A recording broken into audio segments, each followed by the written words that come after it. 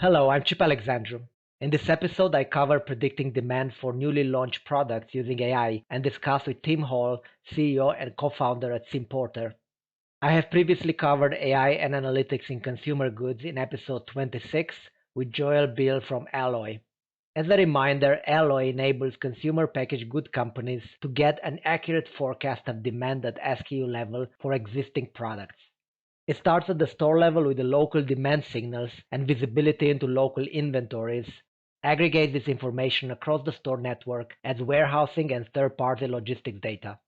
All this micro-level data, proprietary to retailers and distributors, is shared via Alloy's platform to be used by manufacturers and brands for better demand and supply chain planning. Simporter is solving a different problem, a very difficult one, and that is how many units of a newly launched product will be sold in the first year. This is a question CPG companies have struggled to answer accurately for many years. Historically, new product development was a sure path to growth. In the recent years, however, large brands struggled to leverage their general awareness to branch out in niches where direct-to-consumer brands resonated better and were able to grow faster and collectively gain share. Simporter uses a mix of established and unstructured data to identify the most recent attributes consumers care about when they make purchasing decisions.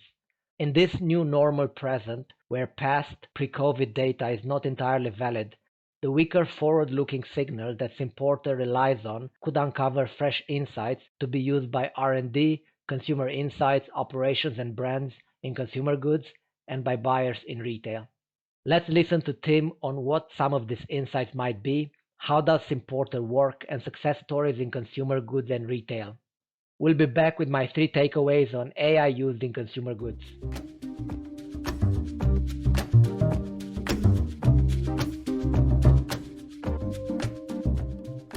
I'm talking to Tim Hall, co-founder and CEO at Simporter. Simporter is an AI tool that predicts sales for new products before they are launched. Simporter was recently selected to take part to the PwC UK Scale program, a program I talked about in the past that aims to scale already successful startups. Tim, thank you for joining. Please introduce yourself and Simporter. Chip, thank you so much for having me on your podcast. It's a pleasure to be here. I am Tim Hall, co-founder and CEO of Simporter, and we're an AI company that helps larger enterprises get more transparency to consumer demand. We use machine learning models to examine big data and get a very clear bead on whether consumers are going to continue buying certain products based on their attributes, how many they're going to buy, and what those forecasts look like and how they've been disrupted in this time of COVID and epidemic. So, Tim, I'd like to start a bit with a broader topic. New product development is in the consumer goods top opportunity for growth, but is also extremely challenging. A large percentage of the new products fail, and with the odds against them, many of the new products are actually variants of past successful products, which initially bring some incremental gains, but after several iterations result in portfolio complexity and even dilution. So in this context, where do you see the opportunities for the new product development? What can brands do better? Well, it's a great question. So brands have an advantage. The large brands have an advantage of built-in consumer awareness and perceptions about the large brands.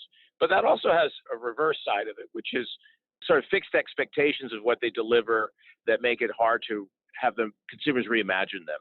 The people developing extensions of those brands or moving into new areas of those brands have a bit of a challenge to, stake out and define new space, and yet at the same time leverage their brand equity in such a way that it gives them an advantage over, a newer startup kind of brand in that space. So it's a big challenge for people today. It's a lot harder than it was when I started out consumer products 30 years ago, where you could, launch a new item and then really hit it hard with TV advertising and radio and kind of force distribution. The tables have turned. And the biggest reason for that is consumers are much more in control. A lot has been written about this, but in the old days, it was sort of top-down push marketing. And nowadays, it's more peer-to-peer, where consumers broadly make their decisions based on their own input, on peer-to-peer information from, say, social media or from reading product reviews. And it's a much more kind of viral environment when it comes to generating new trial and repurchases. I'd like to touch on the topic of personalization. Very important topic. It's much discussed. A lot of things are implemented, very relevant, starting from customer communication and engagement, all the way through distribution, especially if we think direct to consumer. Now, in designing and manufacturing new products, personalization is, or in new product development, personalization is more complicated. Do you see that personalization will touch more and more this area of new product development? Yeah, it's a great question. Our clients, are usually thinking about how they can support a very large national footprint. We support large CPG companies, and they're designed to have products flow into, all of the distribution touch points that they're currently servicing. They're not designed to do little niche brands. Now, on the other side, you have tens of thousands of small companies that can go mine little niches, and they do pretty well. And they can tap into a very narrow group of consumers, find a particular lane. They can have purpose-built websites. They can have Shopify platforms. They can be on Amazon, and they can create these little niche followings. And part of their exit strategy is the big brands will buy them once they've kind of proven that out. So the challenge for the larger manufacturers is to kind of emulate that. And even though it's sometimes hard to get a product greenlit into manufacturing production if it's focused on this very narrow niche, that's an important way for the larger enterprises to compete today, to figure out how to do that incubation, take an innovation, find one or two particular consumer lanes, niche lanes, and mine them and exploit that. And they really have to double down on their research capabilities, understanding all of the consumer nuances. And it's no longer a market where you can kind of be comfortable working only for Gen Pop. If you only work for the general population, you kind of get stuck in that 2 to 3% year-on-year growth if you're lucky.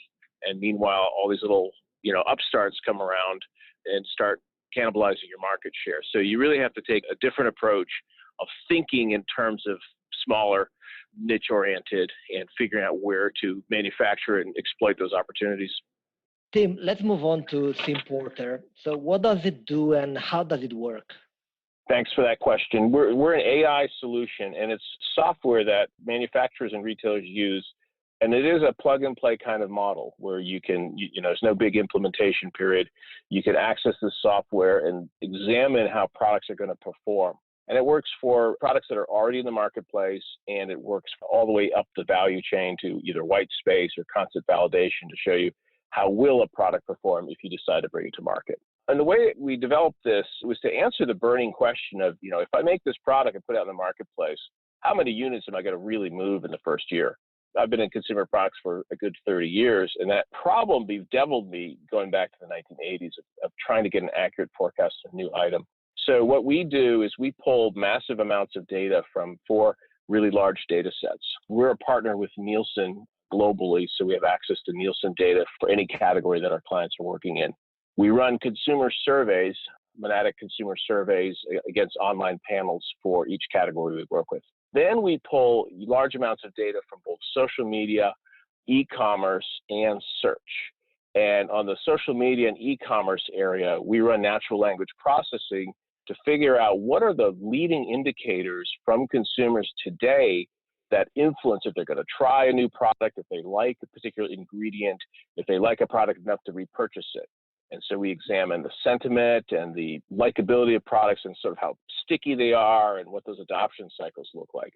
And all that goes on in a very sophisticated engine. And because it's AI or machine learning, that it gets more and more accurate as it keeps learning from the prior data. And that all sounds kind of techy, but we designed this to be really usable. And so our clients can just log in, see a dashboard, and every product, whether it's something new that hasn't been launched yet or something in the market, is very simply and visually described in terms of here's how many units it's going to do, here's how much market share it's going to generate, here's how much dollar volume it's going to generate. And it allows the client to do what-if scenarios to figure out what they should do, maybe drive distribution, maybe cut promotion to maximize both their revenue, market share, and even margin opportunities. When you mention Nielsen global data and then social media and search, these are very broad. Do you cover all consumer verticals and all categories, or you do it a little bit as there is consumer need, and then you do a little bit of work before that in order to make sure that all the relevant categories are represented on your platform? Yes, that's a great question. So we do kind of activate each category as we have client interest in that category, and then we activate some categories where we think we're going to have client interest in the future. We are really solid in food, in beverage, in toys, and non-durables. We work with Calvin Klein and Tommy Hilfiger, so we do a bit of work in apparel, and we support both brands like the Unilevers of the world as well as retailers like Carrefour. And so we've got a pretty broad portfolio of categories, but we develop expertise, that is to say, the software develops expertise uniquely for each category as we activate it. Could you comment a little bit on the differences between geographies? How do you treat while working in, I mean, you mentioned Carrefour, right? That's a global retailer hypermarket, but also in different, as you go to different countries, there are different languages, different local specifics, and so on and so forth. How are you able to actually use those local insights in the platform? Yeah, great question. So the first challenge obviously is language because we run natural language processing. So we always have to have local language experts to kind of check and train the NLP model. We just launched a program for a big partner in Russia. And so we have Russia first language Muscovites actually examining the lexicon and making sure that the AI understands this. There are models that help you with translation, but we really need humans in that mix. So we've got local people in each market as we activate it to make sure that we've got the right, quality control on the natural language processing. So that's step one. Step two is to understand the differences in the social behavior, social media behavior and activity in each market. For example, we're activating Brazil right now, and in Brazil, e-commerce is much less of a deal than it is in other markets in Europe and the United States. It's maybe for our clients, it's maybe 3 to 5% of the business. But we still draw a lot of really important data out of product reviews that consumers post publicly on e-commerce. But we have to weight that to understand, change the weighting there to understand that that's a much smaller, a little bit more digitally savvy segment of the population than the rest of it. And so our data scientists will adjust the weighting of each of our inputs. We've got thousands of different inputs for each forecasting model, and they'll weight those differently depending on those market conditions. Are you also covering China? And I'm thinking China because of their different social media and even search properties that are available, and generally just a different consumer behavior, different channels. Yeah, we're not currently in China or Asia proper either. We have a lot of challenges there, both dealing with character language, dealing with very, very different architecture of social media. It's definitely on our roadmap, but that would be a 2021 opportunity for us. Tim, could you share some success stories? We have to stay confidential about our clients, but we've had really great success in the early R&D kind of stages, as well as products that are going to market or in market. So for example, with the early R&D processes, our clients will use our software to kind of get a holistic understanding of what consumers are looking for in their category. And what's really cool about the software is it starts finding those conversations. Consumers are satisfied by this solution for a need, but they're dissatisfied by this one. Getting really deeply down into the granularity of what consumer behavior is and what their need benefit architecture looks like. But what's cool about natural language processing is it will follow those consumer conversations outside of the subject category. And so if we're looking at, say, stain removal for fabric in the laundry category, our software found really cool insights about stain removal from other categories. And we were actually able to tell one of our clients, they used the software and discovered that certain features that were going on in skincare, like serums that were really effective at cleansing skin, could become useful and relevant and interesting to consumers in laundry, which seems really far apart, but it made a lot of sense once they saw it. So they're able to take those findings and insights from this kind of holistic examination of the consumer and apply it and come up with really cool new product concepts that are headed to marketplace. So that's kind of how we work early stage. We also validate products to show our clients, what is going to work today in the post-COVID environment or in the COVID environment versus what worked just 6 months ago. And most of our clients have got dozens of innovations in their pipeline, and some of them are still valid today, but some of them need to be reworked because the consumers are so different. Their consumer behaviors are different today. And so we helped one major client in the vitamin space rejigger their innovation portfolio for next year to focus on what really mattered to consumers. And it wasn't just immunity fighting vitamins, but a whole range of needs that consumers now have that they didn't have just 6 months ago. And so that worked really well.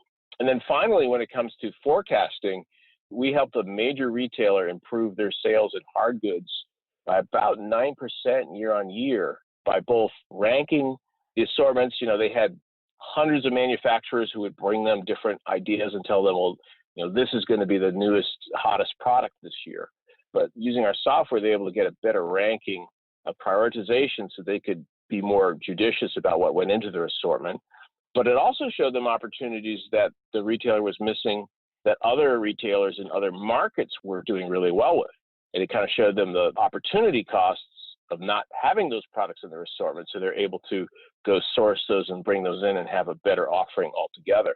And so at that particular retailer in a market where the economy was tough and most of their competitors were looking at 2% year-on-year comps, we helped them drive 9% year-on-year comps. So we were really proud of that.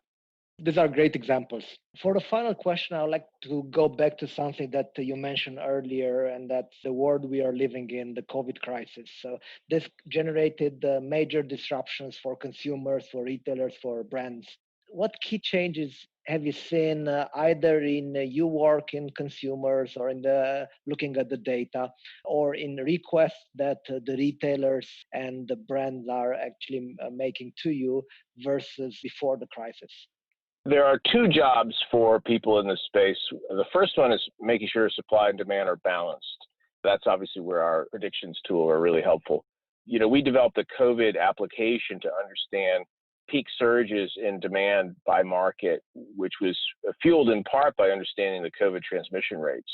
And we were actually able to diagnose a period where transmission rates go up to such a point that panic shopping or stockpiling is going on. We all know the stories of the unbelievably hard to find toilet paper. Many products got stockpiled and went out of stock, stockpiled by consumers and went out of stock. Things like baby formula or diapers or certain meats like chicken and beef became very scarce, not just the hand sanitizers. And so job one is to make sure that that's properly rationalized and that they have the latest inputs on supply demand on the demand side. And so our demand sensing really helps them see, as each market contends with the growth in COVID, where is the tipping point where consumers are stockpiling, but there's a tipping point where they're just not going to the stores for a while. They've stockpiled enough. They're frightened. We've identified a scare index where each particular market is scared off of going to retail, whether it's even for pickup. And so we're able to isolate that market by market. And I think both retailers and the manufacturers can benefit from that data to understand it, because unfortunately, certainly in the United States, we're seeing a second wave. Let's hope it's muted, but COVID, I wish it was in the rearview mirror, but it's not. And so that's job one, is getting supply demand right. Job two for the brands and the retailers out there is understanding how consumer needs are changing for the long term. So we work with clients in household cleaning products, laundry products, things like that. Obviously, there are needs you have today regarding COVID and you're concerned about virus that are different than they were a year ago. But you have to understand, what is a consumer motivation? Is it fear? Is it they're just trying to be diligent? Is it convenience? I need to do a lot of cleaning, but do I need to do it fast? Is that more important than the thoroughness? I'm going to clean more frequently, so I want things that'll help me clean frequently, not deeply. And so those are really important consumer segmentation questions, psychographic questions. All the data that precedes March of 2020 is not really valid. And so brands and retailers really need to get their arms around the new normal for consumers and how to best meet their needs. And the important point I raise with our clients is this isn't a time to retrench. We're also seeing the recession looming.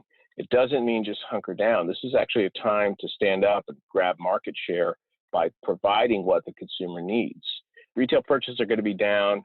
Purchases of discretionary items are going to be down in most major markets, but there's still specific needs that need to be addressed. And the companies that really do their homework to understand what those needs are and then go address them are going to come through this crisis and this recession with greater market share and actually a stronger portfolio of brands than the ones that just hunker down, cut costs, and hope to just get through it.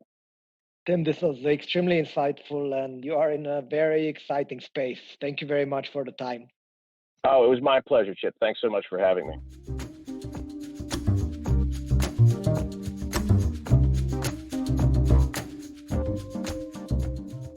Let's conclude with my 3 takeaways on AI in consumer goods.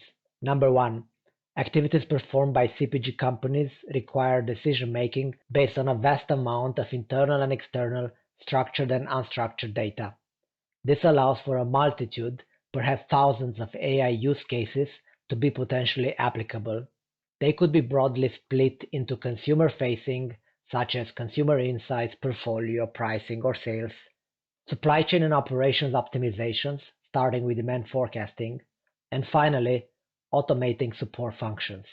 Number 2, when the numerous proof of concepts, point solutions, and projects are taken into account, it appears that AI has a relatively broad adoption in consumer packaged goods. But research and interviews show that these investments are generally done organically, bottom-up, and one-off, and CPG is at the middle of the pack of industries applying AI. Number 3, there is an opportunity for a broader implementation of AI and sufficient AI cases with a quick payoff. Forecasting demand for new products is such a case. Data to spot future trends is generally public.